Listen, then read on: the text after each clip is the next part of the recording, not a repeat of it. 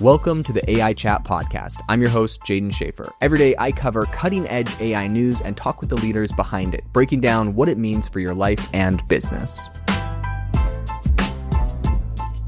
Welcome to the podcast. Today we're talking about Deezer that says AI-generated tracks are now more than 50% of all their daily uploads. So half of all music going up is AI. And for those that don't know Deezer, it's essentially a Spotify or Apple Music competitor. It's the biggest one in France. When I lived in France for a couple of years, that's basically what everyone listens to music on, and a lot of different places in Europe, it's pretty popular. And the reason why I think it's important is because I think it's indicative of what's happening in a lot of different geographies, not just France, but you're probably seeing something very similar on Apple and Spotify. So we're getting into the state of all of this with AI and music generation. But before we do, I want to tell you about the AI Hustle School community. Every single week, Jamie and I, we go and record a bonus piece of content and we put on the AI Hustle School community, and we actually record a live stream. Right now, for the end of the month, it is free to join the AI Hustle School community. It won't be free forever. And with the free membership, you get 5 of our bonus videos. You get live streams every single week for free. And you get access to a community of over 570 members. We have over 100 videos we've recorded of how we grow and scale our businesses using AI tools, the numbers, the metrics, the breakdown, all the stuff we don't share publicly. That's $19 a month if you want to get access to the library of over 100 videos. But otherwise, you can join the school community for free and you can get access to tons of incredible members and an amazing community.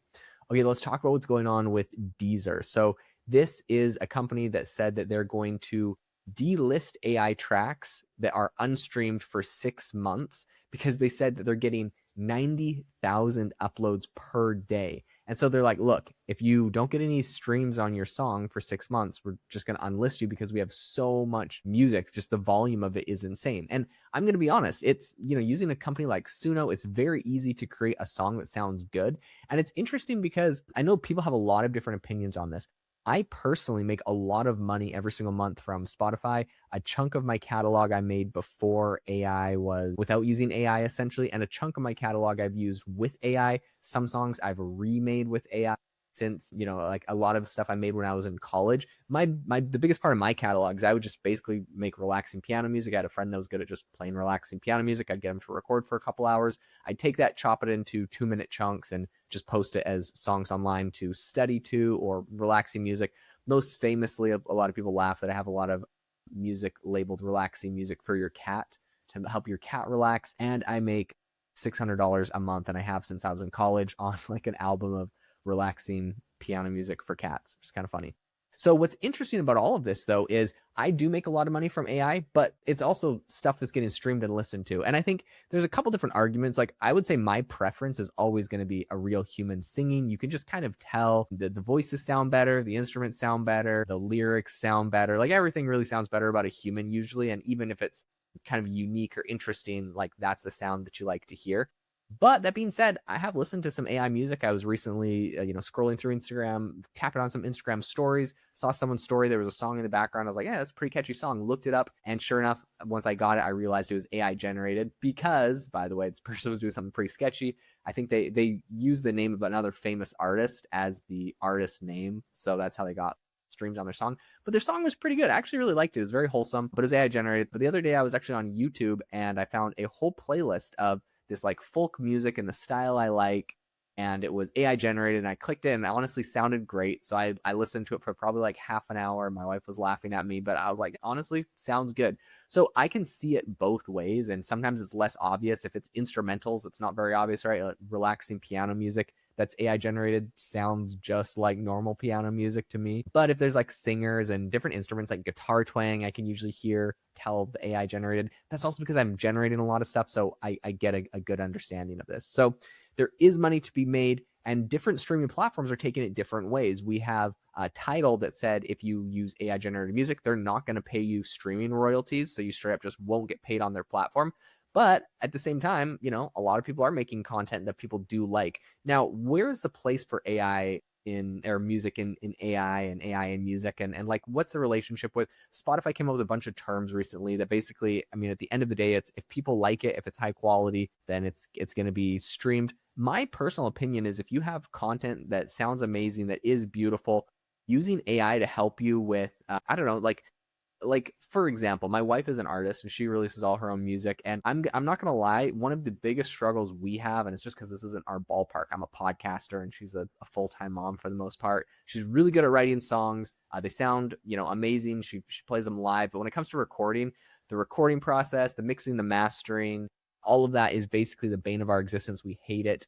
And I haven't gotten around to paying like a producer to go and make it all sound good, or even to record it all. Because sometimes I'm like, oh, shoot, the AC unit was on when we were recording and there's like a hum in the background. Now we got to put some compressors on it. And I don't know really what I'm doing, if I'm being honest. So the problem is, I wish there was a way to, if she could just record her music how she does, put it in some sort of AI platform and it goes and like fixes everything for it to make it sound good, but it's still her playing. I would say, right on. And that's honestly what a lot of plugins, even on a lot of these music editing platforms, do. Like, they're going and kind of manipulating things. Even there's like flex pitch, or there's, Melodyne that's like auto correcting your pitch a little bit. So like there's all of these things and ways that quote unquote AI or computer software has been like used in people's music forever. And somehow when it's like a kind of somewhat autonomous, people don't like it. But I think if you're a creative artist and you're using AI to help you with your flow, I mean, you're just using software. That's fantastic. I would even go so far as to say, if you use Suno and just one shot at a song and you love it, I mean, it would be pretty cool if you could go find an actual person to record it and sing it and maybe polish or tweak a couple of the words that might sound weird or cringy or off, and, have like a real person make it. I think that's amazing. Now, right now, I'm saying this all from the standpoint of AI generated music. When I listen to it, I can tell it's AI generated.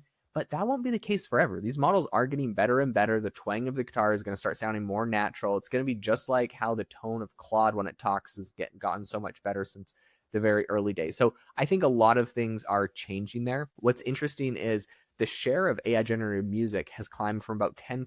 That was about 10,000 tracks a day on Deezer in January of last year. So just last year, 10% AI, and it is now 40, and then it went to 44%, which is 75,000 tracks a day in April, and now we're at over 50%. So Deezer's going to remove all of the tracks. I mean, I basically think this is a server cost saving thing. There's so much content, and if it's not getting streamed, we're just going to pull it because obviously it's not popular.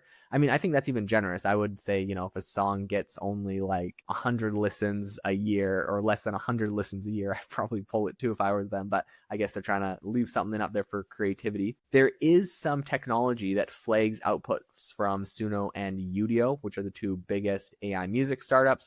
Both of them have major copyright suits. Basically, Suno went and scraped like all music, and that's what they used to train their model, which, by the way, I've been saying for years. I knew they did this because their models were just, it just felt like it was too good. If you've ever tried Suno, it's incredible. You can just make absolutely amazing music and you can one shot it.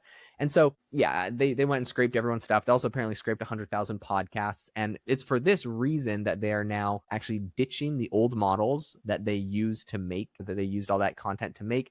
And they're now retraining new models with content that they have licensed. And that's what they're going to that's going to be their new models that they're put out. So you're only going to be able to use them with licensed content models, which is the right way to do it. It's kind of interesting though. And I mean, obviously they did it the wrong way and quote unquote illegal way.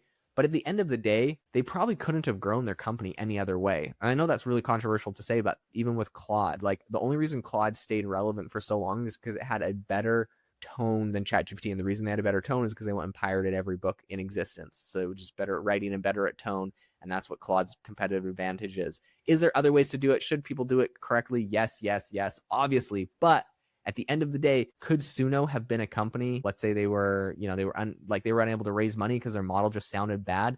So they stole everyone's stuff, made a model that sounded good, gonna have to pay millions of dollars of fines, but they were also able to make a model that sounded good, prove that the use case worked. From the proof of the use case, they were able to raise all the money to go and actually license the content and go pay the fines. So I don't know, like it sounds kind of crazy. And my only other argument on this would be, so I'm not saying that they should have done what they did or anything, but I mean, I don't see any other way their company could have really existed realistically. The other thing that I will say, and another argument on all of this, is that the Chinese models do not have any of these kind of copyright restraints, and they could clone like Claude clones. They could download all the music like Suno downloaded. There would be no negative repercussions for them. So if some of these models didn't do that, we'd probably have just a bunch of really good Chinese models, or maybe OpenAI would just be significantly less good with less competition, and they'd kind of have tried to fill in some of those gaps in the market. I'm not sure. It's definitely a very interesting area in the market. I will say that Deezer opened its detection tools to other platforms. They have AI detected music tools. They've let other people use that earlier this year. And they also released a scanner for Apple Music and Spotify playlists last month. So you can scan playlists that you listen to discover if there's AI generated music inside of them. So at the end of the day, I think disclosure is the key. If you're creating music and it's AI generated, it's got to be disclosed. People should know. Beyond that, you should have licenses to your stuff, which again, another interesting point is that Suno, right, when they downloaded everyone's stuff, they had in their terms like, hey, this is totally licensed. You can use this for whatever you want, commercial purposes. And I mean, to be fair, like I have done that. I've posted music that I generated on Suno online and I make money from it. And I mean, they had commercial purposes on my licensing. So they're the ones getting the lawsuits and they're the ones that have to fight it. But their users are fine because I mean, what did I know back then, right? So in any case, it's a very crazy world. It almost makes me wonder if I should go and like regenerate some of my songs once their new model that they have licensing comes out, or if it matters or what the difference is. But anyways, crazy world with all of this AI generated stuff.